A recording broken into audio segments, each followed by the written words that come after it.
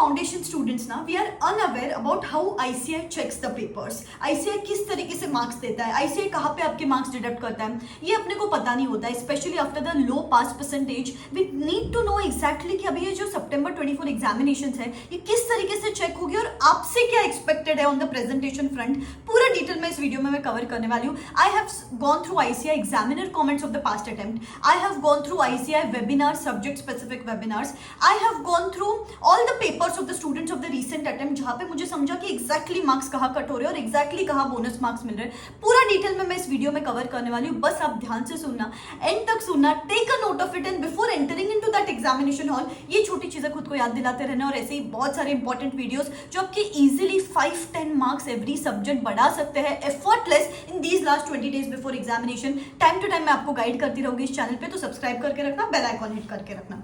Number 1 paper होता है accounts. उन्होंने बोला अकाउंट्स में हम लोग आपको स्टेप मार्किंग देने वाले हैं। अभी जो मैंने पेपर्स देखे हैं, एग्जामिनर कमेंट्स जो देखे ना, वहां पे मैंने देखा है कि बहुत सारा टाइम बच्चों का वेस्ट हुआ है इन टैलिंग द बैलेंस शीट। वो क्लियरली दिख रहा है कि एक क्वेश्चन के पीछे बहुत टाइम दे दिया, इसलिए पूरा पेपर का स्पीड मैचअप नहीं हो पाया। और अकाउंट्स जैसा पेपर जहाँ पे एग्जामिशन 60+ मिलने चाहिए, वी गॉट जस्ट 40-45 मार्क्स। क्यों? क्योंकि पेपर कवर अप नहीं हुआ। पेपर कवर क्यों नहीं हुआ? बिकॉज बैलेंस शीट टैली कर रहे थे। वो 11-12 से दिमाग में फिक्स बैठा ना कि बैलेंस शीट टैली करना है। उन्होंने मतलब clearly it is seen balance sheet tally को तो 1 मार्क्स है, बाकी जो है आप जो स्टेप्स लिखते हो उनको आपको सेपरेट मार्क्स मिलते हैं। तो इसमें टाइम वेस्ट मत करो। इसके 2 घाटे, एक तो आपका आगे का स्पीड कवर अप नहीं हो पाता और आपको स्टेप मार्किंग जो मिलनी चाहिए वो नहीं मिलती, बिकॉज आप बहुत सारा टाइम उसमें ही वेस्ट कर देते हो। तो इट इज वेरी इंपॉर्टेंट कि आप पूरा पेपर कवर करना है, फिर बैलेंस शीट टैली हो ना हो उसके लिए वैसे भी 1 मार्क्स है, हर स्टेप के लिए मार्क्स है। लेकिन so right down the steps properly, सिर्फ टैली करने पे फोकस अपना नहीं चाहिए। सेकेंडली, अभी क्या देखा गया है, जो फॉर्मेट एक्सपेक्टेड है बैलेंस शीट का या इनकम स्टेटमेंट का, this should be as per the schedule 3 format. अब ये शेड्यूल 3 फॉर्मेट बच्चे ड्रॉ नहीं कर रहे, रैंडमली टी फॉर्मेट में अभी तक ड्रॉ कर रहे, इस वजह से भी वो लोग मार्क्स डिडक्ट कर रहे। I can clearly see it. तीसरी चीज तो जो देखी गई है, बच्चे वर्किंग नोट्स और अजम्पशंस को रफ नोट ट्रीट कर रहे हैं, कहीं पे भी ड्रॉ कर रहे हैं लास्ट पेज पे वगैरह। That is a part of answer और उसके लिए अलग से मार्क्स रिजर्व्ड है, तो उसको अलग से ड्रॉ करो और उसको आपको सेपरेट मार्क्स 100% मिलने वाले हैं।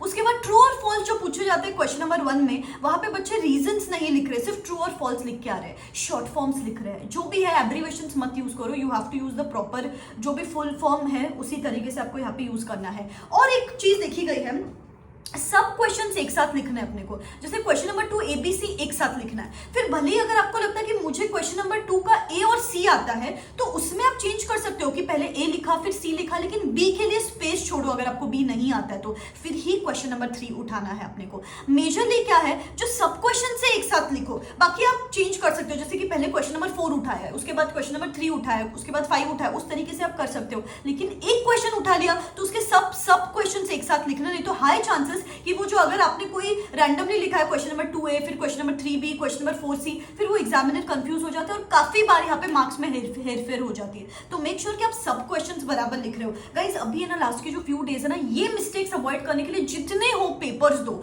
जितना हो लास्ट अटेम्प्ट के पेपर्स, मॉक टेस्ट पेपर्स, ये देने की कोशिश करो। बिकॉज यहाँ पे आपको एग्जैक्टली समझेगा कि मेरी प्रेजेंटेशन प्रॉब्लम हो रही है, स्पीड कोप अप नहीं हो पा रही है। जैसे गाइस मेरा जो भी लास्ट मंथ वर्कशॉप चल रहा है, वहां पे मैं सिर्फ बच्चों को टारगेट्स नहीं दे रही हूँ। बाय द वे ये जो वर्कशॉप है, यहाँ पे आज इवनिंग में एक special add on session conduct होने वाला है, जहां पे मैं लास्ट 20 डे का स्टडी प्लानर देने वाली हूँ। स्टडी प्लानर जहां पे मैंने एक ब्लूप्रिंट बनाई है कि जो सिलेक्टेड चैप्टर्स करके अब तक आप ये एग्जामिनेशन पास कर सकते हो। तो कौन से ये सिलेक्टेड चैप्टर्स, उनको कितना टाइम देना है, बचे हुए चैप्टर्स को कितना टाइम देना है, कौन से सब्जेक्ट में 60s में एम करे, कौन से सब्जेक्ट में 40s में एम करे। यहाँ पे आपको free full syllabus test series मिल रही है, हर सब्जेक्ट के 2 full syllabus papers along with evaluation, along with suggested answers. इसकी मार्केट वैल्यू कुछ 1000 रुपीज के आसपास है। तो basically you are not just getting this workshop for free of cost, you are taking back some amount at your home. Guys आप देखोगे, आप movie जाते हो ना, 800 रुपए खर्चा करके आते हो, आप एक पिज्जा पे 800 रुपए खर्चा कर देते हो। This is for your own good, because यहाँ पे ब्लूप्रिंट, पेपर चेकिंग, कौन सा चैप्टर करो, कौन सा चैप्टर स्किप कर दो, रूटीन क्या होना चाहिए, आज क्या करना है, कल क्या करना है,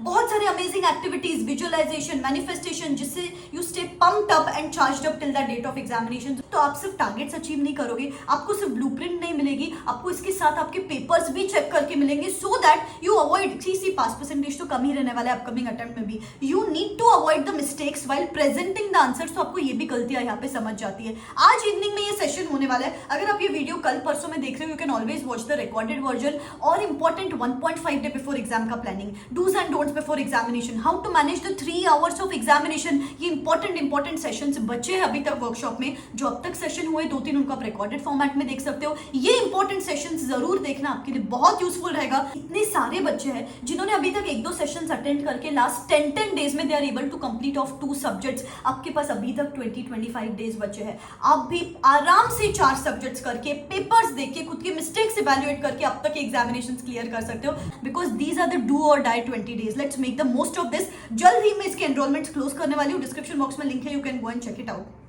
द एंटायर पॉइंट इज, अभी ना ये 20 डेज में एक स्टेप मैटर करने वाली है। आपको बस मेक श्योर करना है कि मैं ना कि सिर्फ पढ़ाई कर रही हूँ, ना कि सिर्फ रिवाइज कर रही हूँ, पेपर भी दे रही हूँ, इसके साथ साथ सजेस्टेड आंसर्स भी देख रही हूँ इंस्टीट्यूट के, so that I can understand ना how to put things on paper. Institute क्या एक्सपेक्ट कर रहा है मेरे से, या फिर आरटीपीज गो थ्रू करने। ये एक्स्ट्रा जो चीज़ है ना वो गार्निश ऐड करती है। ये 40 से 60 तक का जो सफर है ना वो ये चीज़ें ऐड करती है। तो it is very necessary to take care of these little things. ठीक है, नेक्स्ट सब्जेक्ट है लॉ। लॉ में लैंग्वेज का ध्यान दो बेटा। सेम लैंग्वेज अपन इंस्टीट्यूट से नहीं लिख सकते, but some keywords, some technical words is something which is expected. और इसमें उन्होंने क्या बोला है, इंस्टीट्यूट के एक वेबिनार में उन्होंने बोला जो भी कीवर्ड्स और टेक्निकल वर्ड्स यूज करते हैं ना उनको हाईलाइट करके दो, मतलब नीचे अंडरलाइन करके दो, सो दैट वो एग्जामिनर ऑलरेडी फ्रस्ट्रेटेड रहता है इतने सारे पेपर्स देख के।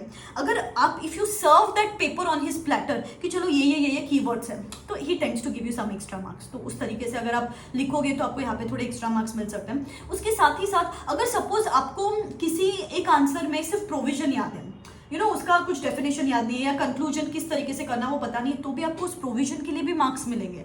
तो एवरी स्टेप कैरीज मार्क्स, दो it is a theory paper. उन्होंने क्लियरली बोला हम यहाँ पे भी स्टेप मार्किंग देते हैं लॉ के पेपर में। उन्होंने यहाँ पे स्पेसिफिकली एक जगह पे बोला, आई थिंक एग्जामिनर कॉमेंट्स में, कि कंक्लूजन बराबर से नहीं लिख रहे बच्चे। तो इट इज नेसेसरी कि आप कंक्लूड भी बराबर करो, नहीं तो फिर वहाँ पे भी मार्क्स नहीं मिलते अपने को। सेक्शन नंबर्स लिखना मैंडेटरी नहीं है, लेकिन आता है तो that gives you an edge over the other students. अगर लिखते हो तो और ही अच्छा है, नहीं लिखते हो तो मैंडेटरी तो वैसे तो नहीं है। इसके साथ साथ उन्होंने बोला be precise with your answers. Law के पेपर में अच्छे मार्क्स सिक्योर करने हैं तो आपको 100 मार्क्स का पेपर लिखना है। मैंने ना अभी बहुत सारे पेपर्स देखे, जिन स्टूडेंट्स ने 100 मार्क्स का पेपर लिखा है ना उनको आराम से 55 प्लस मार्क्स मिले। लेकिन जिन स्टूडेंट्स ने 70-80 मार्क्स का पेपर लिखा है, भले उन्होंने सही भी लिखा होगा, तो भी इंस्टीट्यूट क्या करता है, हर क्वेश्चन में 1 मार्क तो डिडक्ट करता है, आधा मार्क तो डिडक्ट करता है। ऐसे डिडक्ट होते होते फिर आपको कम मार्क्स मिलते हैं। तो it is always necessary 100 marks का पेपर लिखो, डिडक्ट भी होते हैं मार्क्स तो भी आपको एक्स्ट्रा मार्क्स मिलने के ज्यादा चांसेस होते हैं फिर। ठीक है, ये चीज ध्यान में रखो। इसके साथ साथ केस लॉ अगर कोई मेंशन कर रहे हो, जैसे कि आप मकूरा का केस लॉ मेंशन कर रहे हो या फिर गिलफोर्ड मोटर्स का केस लॉ मेंशन कर रहे हो, तो उसके साथ एक सेंटेंस में उसको एक्सप्लेन भी करो, तो उसके लिए भी आपको एडिशनल मार्क्स मिलते हैं। ठीक है, so yes you need to take care of these little things. Just make sure कि little things is just going to pile up your marks. You know अभी एक छोटी छोटी चीजों से वो ढांचा, वो पास का जो ढांचा बनने वाला है ना, वो नेक्स्ट 20 डेज में ही बनने वाला है। So take care of these little things. और ऐसे बहुत सारे वीडियोस टाइम टू टाइम आपको हेल्प करने के लिए मैं चैनल पे बनाती रहूंगी। तो सब्सक्राइब करके रखना, बेल आइकॉन हिट करके रखना और मेहनत करते रहो। ठीक है, believe in yourself. This is me signing out. Wish you all the best. Tata.